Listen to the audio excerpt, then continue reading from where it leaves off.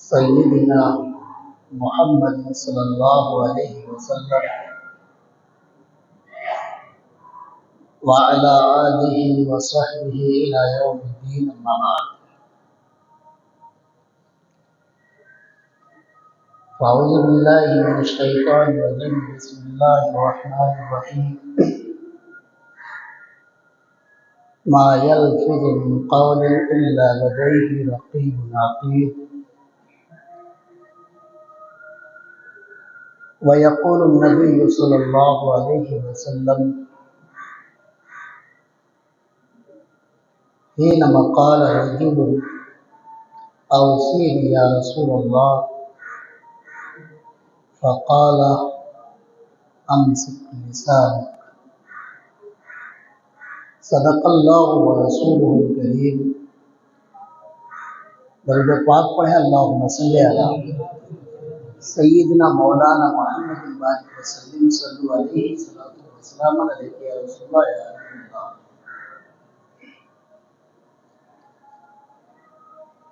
عزیزان گرامی، اللہ وحدہ لا شریک نے ہمیں اور آپ کو کامل و مکمل انسان بنایا۔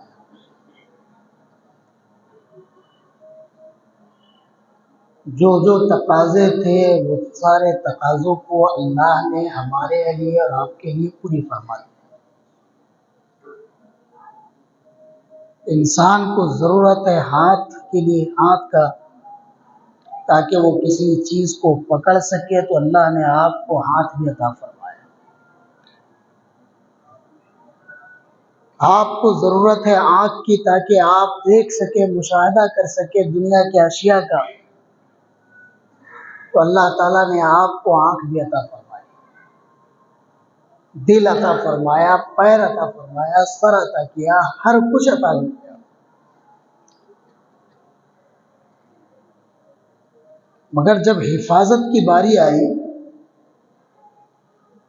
جب انسان کو متوجہ کرنا چاہا ان اعضاء کی طرف، انسان کو کہنا چاہا کہ تمہیں اس کی حفاظت کرنی ہے، تو سب سے پہلے جس چیز کی طرف اللہ نے رہنمائی فرمائی مومنین کی، وہ رہنمائی یہ تھی کہ اللہ نے تمہیں زبان عطا کیا ہے، اس زبان کا تم صحیح استعمال کرو۔ یہ زبان ایک ایسی چیز ہے جو تمہیں نیکی کی راہ پر بھی لے جاتی ہے، تو کبھی یہ زبان تمہارے لیے جہنم کا سبب بھی بن جاتا ہے۔ یہ زبان کبھی دو بھائیوں کے درمیان محبت کا سبب ہے، تو یہ زبان کبھی دو بھائیوں کے درمیان دشمنی کا بھی سبب ہے۔ اس زبان کے ذریعے سے آپ بھائی چارے کو قائم بھی رکھ سکتے ہیں، اور اس زبان کے ذریعے سے آپ آپس میں دشمنی بھی مول لے سکتے ہیں۔ مومن کا کوئی بھی لمحہ جب اچھی نیت سے گزرے تو اسے ثواب میں شمار کیا جاتا ہے۔ اللہ تعالیٰ اس کے عوض میں بندے مومن کو ثواب عطا فرماتا ہے، اور ان ثواب کی بنیاد پر اللہ رب العزت اسے جنت عطا فرماتا ہے۔ لیکن کوئی لمحہ اگر برائی میں گزرے تو وہ بھی ہمارے لیے لکھا جاتا ہے، یہاں تک کہ گناہوں کی کثرت ہو جاتی ہے اور ہمارا ٹھکانہ جہنم میں شمار کر دیا جاتا ہے۔ اللہ تعالیٰ نے کہا کہ ما یلفظ من قول، زبان سے کوئی بات نہیں نکلتی مگر اللہ کے یہاں اس کا ایک نگہبان ہے، جو سخت ہے اس کی زبان سے نکلے ہوئے کلمات کو وہ کیچ کرتا ہے، اس کی زبان سے نکلے ہوئے کلمات کو وہ لکھتا ہے، اور اللہ کے حضور وہ حاضر کر دیتا ہے، یہ فلاں بندے کا نامہ اعمال ہے۔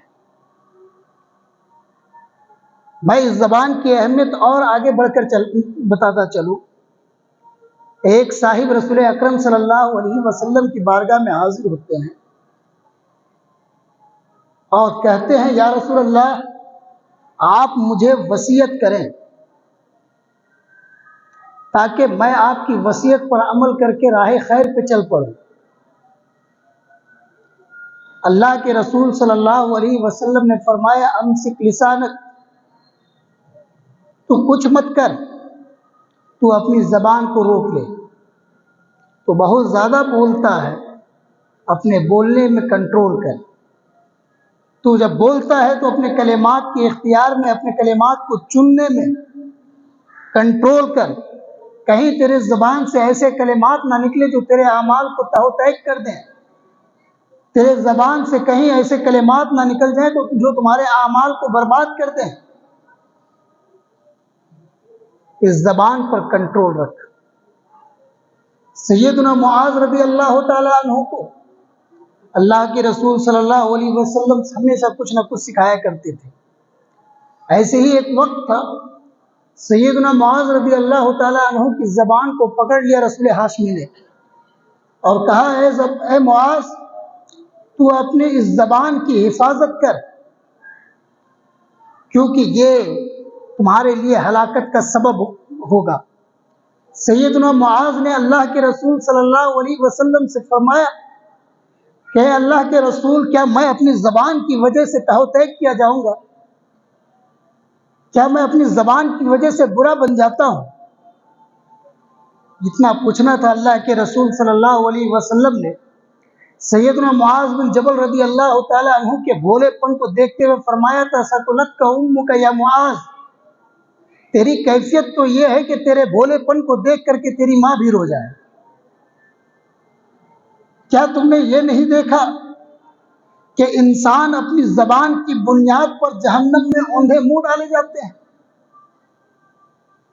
انسان اپنی زبان کی حفاظت نہیں کرتا تو وہ اوندھے منہ ڈال دیا جاتا ہے جہنم کے گڈھے میں۔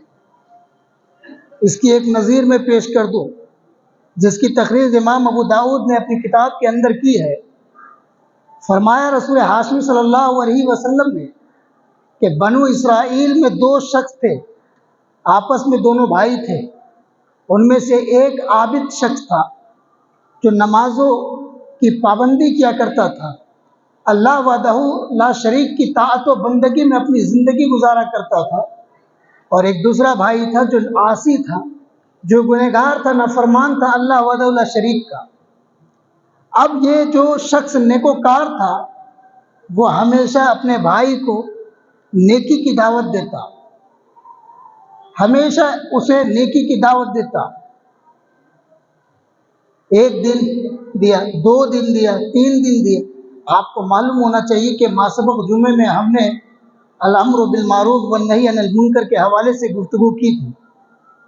داعی کے اوصاف میں سے یہ ہے، جو شخص کسی کو دعوت دیتا ہے خیر کی تو اس کے اوپر ضروری یہ ہے کہ وہ صابر بھی ہو، وہ اپنے اندر صبر کرنے کا ملکہ بھی رکھتا ہو، اسے اگر کوئی برا بھلا کہے تو وہاں پر اپنے آپ کو وہ کنٹرول میں رکھتا ہو، تبھی چل کر کے اسے داعی بننے کا حق ہے، تبھی اسے الامر بالمعروف والنہی عن المنکر کا حق ہے۔ اگر نہیں وہ کر سکتا، اگر وہ صبر نہیں کر سکتا تو اسے نیکیوں کی دعوت دینے میں احتیاط برتنی چاہیے، برائیوں سے روکنے میں اسے احتیاط کرنی چاہیے۔ تو وہ نیکیوں کی دعوت دیا کرتا تھا جو بندہ نیکوکار تھا۔ تو اس نے ایک دن دیکھا اپنے گنہگار بھائی کو کہ وہ ایک گناہ میں ملوث ہے، تو اپنے بھائی سے کہا تو اس گناہ کو چھوڑ دے۔ پہلے دن بھائی نے کوئی جواب نہ دیا، دوسرے دن پھر دیکھا، پھر وہی بات کہی کہ تو اس گناہ کو چھوڑ دے، بھائی نے کوئی جواب نہ دیا۔ تیسرا دن پھر آیا، کوئی جواب نہ دیا۔ یہ چلتا رہا مسلسل، یہاں تک کہ نیکوکار بھائی جب کہا اس گنہگار بھائی سے کہ تم اس گناہ کو چھوڑ دے، تو وہ کہتا ہے کہ میرا معاملہ میرے رب کے ساتھ ہے، تو مجھے چھوڑ دے، میرا رب میرا مشاہدہ کر رہا، میں کس حال میں جی رہا ہوں، تو مجھے چھوڑ دے، تو مجھے بار بار مت ٹارچر کر، تو مجھے بار بار یہ کلمہ مت کر۔ یہ ناگوار گزرا اس نیکوکار شخص کو۔ اس نے کہا مجھے محسوس ہوتا ہے کہ تیرا ٹھکانہ جہنم ہے۔ اب اللہ کے رسول صلی اللہ علیہ وسلم کا ذرا فرمان سنیں۔ سرکار مدینہ علیہ الصلوۃ والتسلیم فرماتے ہیں کہ جب دونوں کی وفات ہو گئی تو اللہ نے دونوں کو جمع فرمایا۔ دونوں کو جمع فرمانے کے بعد کہا نیکوکار والے بندے سے کہ تمہیں اس بات کا اختیار کس نے دیا کہ تم یہ کسی بندے سے کہہ سکو کہ تمہارا ٹھکانہ جہنم ہے؟ तुम्हारा ठिकाना जन्नत नहीं हो सकता, ये तो मैं तय करता हूँ कि किसका ठिकाना जन्नत है और किसका ठिकाना जहन्नम है। यहाँ पर अल्लाह वहदहु ला शरीक ने उस ज़बान की हिफाजत ना करने की वजह से, ज़बान की हिफाजत ना करने की वजह से अल्लाह वहदहु ला शरीक ने नेकोकार भाई को जहन्नम में बना दिया, और जिसने जो बदकार था अल्लाह वहदहु ला शरीक ने उसे जन्नत का परवाना अता फरमाया। अज़ीज़ान मिल्लत इस्लामिया, आमाल तो नेकियों के हो सकते हैं, मगर आपके आमाल इस ज़बान की वजह से बर्बाद हो सकते हैं। यही नहीं, दुरूद पाक पढ़े, अल्लाहुम्मा सल्ली अला सय्यिदना मौलाना मुहम्मदिन बारिक वसल्लम सल्लु अलैहि सलातु व सलामुन अलैका या रसूलल्लाह या हबीबल्लाह। आपको ज़बान की हिफाजत के हवाले से बेशुमार वाक़यात भी मिल जाएंगे जब इंसान अपनी ज़बान की वजह से अपने आमाल को बर्बाद कर लेते हैं। एक आयत नाजिल होती है कि तुम रसूलुल्लाह सल्लल्लाहु अलैहि वसल्लम के सामने अपनी आवाज़ को बुलंद ना करो ताकि तुम अपने आमाल को बचा सको, कहीं तुम्हें इस चीज़ का एहसास भी ना हो कि तुम्हारे आमाल तुम्हारी ज़बान की वजह से ज़ाय कर दी गई है। अज़ीज़ान मिल्लत इस्लामिया, अमल का दारो मदार आपके जिस्म से है, लेकिन ये जो पाव भर की भी ज़बान नहीं है, ये आपके सारे आमाल को ख़राब कर सकती है। आप अगर इसकी हिफाजत चाहते हो अपने आमाल की, तो आप पर ज़रूरी है कि आप अपने ज़बान की हिफाजत करें। अल्लाह के रसूल सल्लल्लाहु अलैहि वसल्लम से पूछा गया, अय्युल मुस्लिमीन अफ़दलु, या रसूल अल्लाह, ए अल्लाह के रसूल, कौन से मुसलमान सबसे बुलंद हैं, कौन से मुसलमान सबसे अफजल हैं, कौन से मुसलमान मुसलमान कहे जाने के लायक हैं। अल्लाह के रसूल सल्लल्लाहु अलैहि वसल्लम ने जवाब दिया था, अल मुस्लिमु मन सलिम अल मुस्लिमून मिन लिसानिही व यदिही, कि सुनो सुनो, मुसलमानों में सबसे आला, मुसलमानों में सबसे अरफा, मुसलमानों में सबसे हाई क्वालिटी का मुसलमान, जिसे सही मानों में मुसलमान कहा जा सके, वो मुसलमान है जिसकी ज़बान और हाथ से दूसरे मुसलमान महफूज रह रहे हों। ज़रा आप अंदाज़ा लगाए, रसूल हाशमी सल्लल्लाहु अलैहि वसल्लम ने इस जुमले के अंदर दो चीज़ों का जिक्र फरमाया, एक ज़बान और दूसरा हाथ। ज़बान के ज़रिए से आप गाली गलौज करते हो, ज़बान के ज़रिए से आप बोल करके अजियतें देते हो, हाथ के ज़रिए से आप किसी को तमाचा रसीद करके अजियत देते हो, तकलीफ देते हो। मगर इन दोनों में अल्लाह के रसूल सल्लल्लाहु अलैहि वसल्लम ने जिसको पहले जिक्र फरमाया वो आपकी ज़बान है, वो हाथ का जिक्र बाद में किया, पहले ज़बान का जिक्र लाया रसूलुल्लाह ने।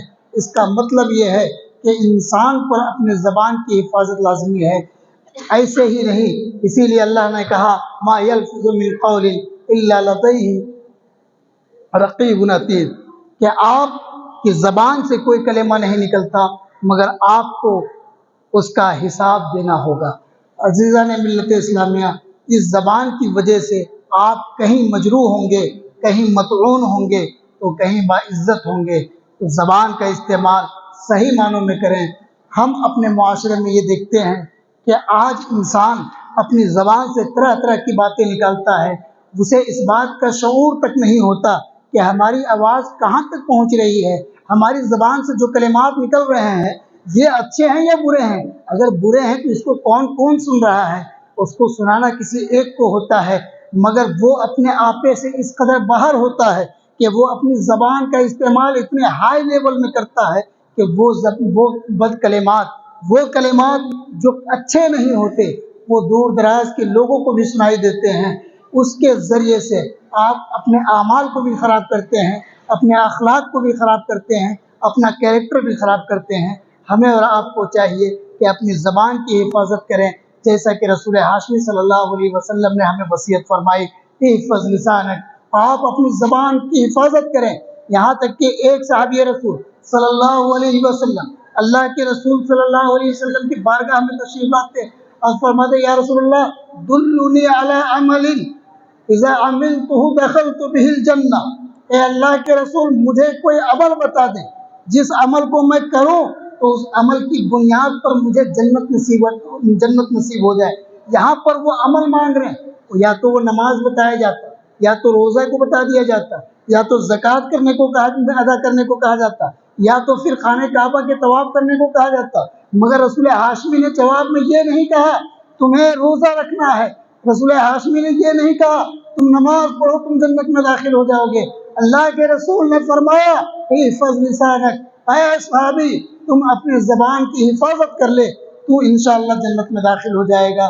جب زبان کی حفاظت آپ کریں گے تبھی آپ نیک اعمال کی طرف بڑھ سکیں گے۔ اگر آپ زبان کی حفاظت نہیں کریں گے تو آپ برائیوں کی دلدل میں پھنستے ہوئے نظر آئیں گے۔ ہمیں اور آپ کو اپنی زبان کی صحیح معنوں میں حفاظت کرنی چاہیے۔ اپنی آوازوں کو بہت زیادہ بلند نہیں بلکہ اپنی آوازوں کو پست کرنی چاہیے، جتنی اس کی ضرورت اتنی اس کی استعمال۔ اس سے ہمارا اور آپ کا وقار مجروح ہونے سے بچے گا، ہم اور آپ باعزت ہوں گے۔ ہم انہی چند کلمات کے ساتھ اپنی گفتگو ختم کرتے ہیں۔